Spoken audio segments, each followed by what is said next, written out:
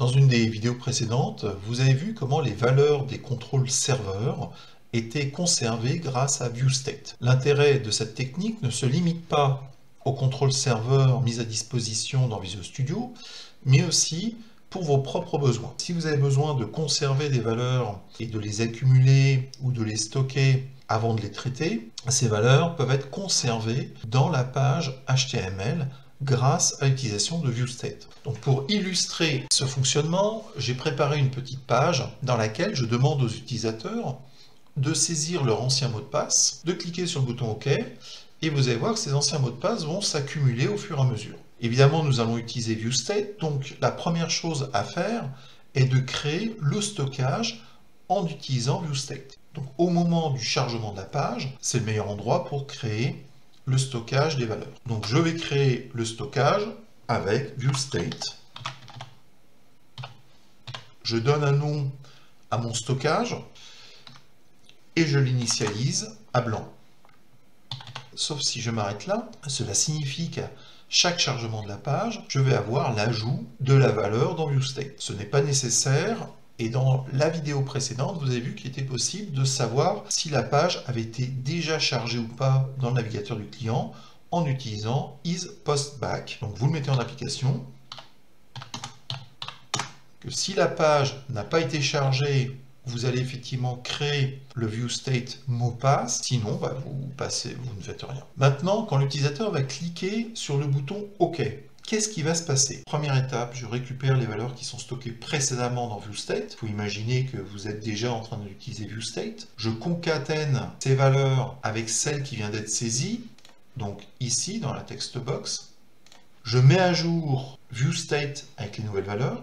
J'affiche le résultat pour voir tout simplement la liste des mots de passe. Et je pense à réinitialiser l'affichage de l'ancien mot de passe dans la text box. Et oui, parce que le contrôle garde sa valeur, puisque c'est le fonctionnement aussi de ViewState indépendamment de ce que vous êtes en train de faire, et donc il faut penser à le réinitialiser pour que ça apparaisse à blanc, à vide. Donc première étape, récupérer les valeurs stockées précédemment dans ViewState. Donc ça c'est facile, je crée une variable,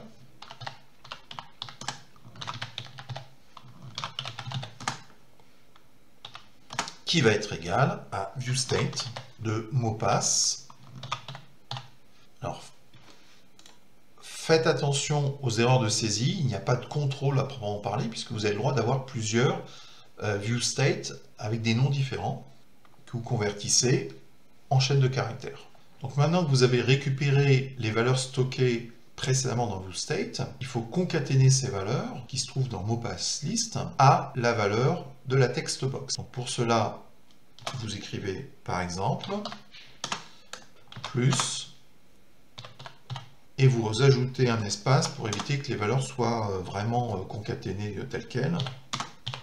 Vous avez la possibilité de simplifier cette écriture, puisque vous voyez que vous écrivez deux fois la variable, elle doit s'ajouter à elle-même.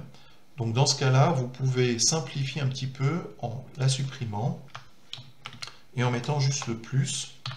Le compilateur comprendra qu'il faut ajouter la chaîne qui se trouve à droite de l'opérateur égal au contenu de mot-passe-list. Voilà. Maintenant, vous alimentez ViewState avec les nouvelles valeurs. Vous avez effectivement mis à jour la liste de mots de passe. Maintenant, il faut mettre à jour aussi ViewState pour la prochaine fois. Tout simplement. Afficher le résultat.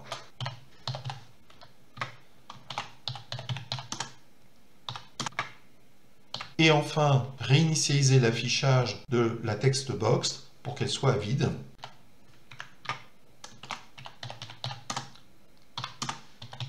Voilà, ça devrait fonctionner.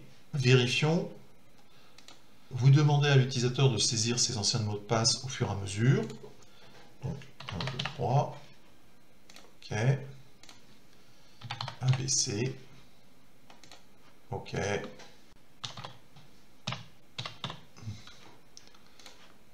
OK, et ainsi de suite. Donc on voit bien qu'effectivement, vous avez la possibilité de conserver les valeurs malgré les allers-retours entre le client et le serveur.